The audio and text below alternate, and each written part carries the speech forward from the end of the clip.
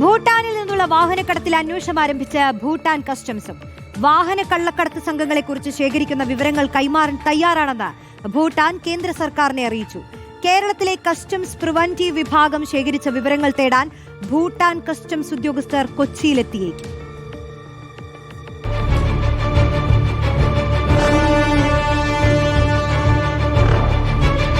ഭൂട്ടാനിൽ നിന്ന് നികുതി വെട്ടിച്ചെത്തിച്ച 39 വാഹനങ്ങൾ കസ്റ്റംസ് പ്രിവന്റീവ് വിഭാഗം പിടിച്ചെടുത്തിരുന്നു. കൂടുതൽ വാഹനങ്ങൾക്കായി പരിശോധനകൾ ഊർജിതമാക്കിയിരിക്കെയാണ് ഭൂട്ടാൻ കസ്റ്റംസ് അന്വേഷണം ആരംഭിച്ചത്.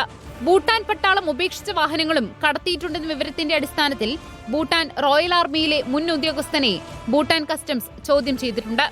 ഇതിനു പുറമെ കഴിഞ്ഞ 20 വർഷത്തിനിടെ ഭൂട്ടാനിൽ രജിസ്റ്റർ ചെയ്ത വാഹനങ്ങളുടെ വിവരങ്ങളും ശേഖരിച്ചിട്ടുണ്ട്.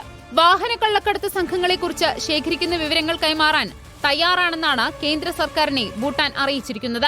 ഒപ്പം കേരളത്തിലെ കസ്റ്റംസ് പ്രിവന്റീവ് വിഭാഗം നടത്തിയ കണ്ടെത്തലുകൾ സംബന്ധിച്ച വിവരങ്ങൾ തേടാനും ഭൂട്ടാൻ കസ്റ്റംസ് തീരുമാനിച്ചിട്ടുണ്ട്.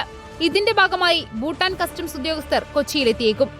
കസ്റ്റംസ് പ്രിവന്റീവ് വിഭാഗം വിവരങ്ങൾ കൈമാറിയാൽ നികുതി വെട്ടിച്ചു കടത്തിയ വാഹനങ്ങൾ പിടിച്ചെടുക്കാനും കുറ്റക്കാർക്കെതിരെയുള്ള പ്രോസിക്യൂഷൻ നടപടികളിലേക്കും ഭൂട്ടാൻ കടക്കുമെന്നാണ് സൂചന.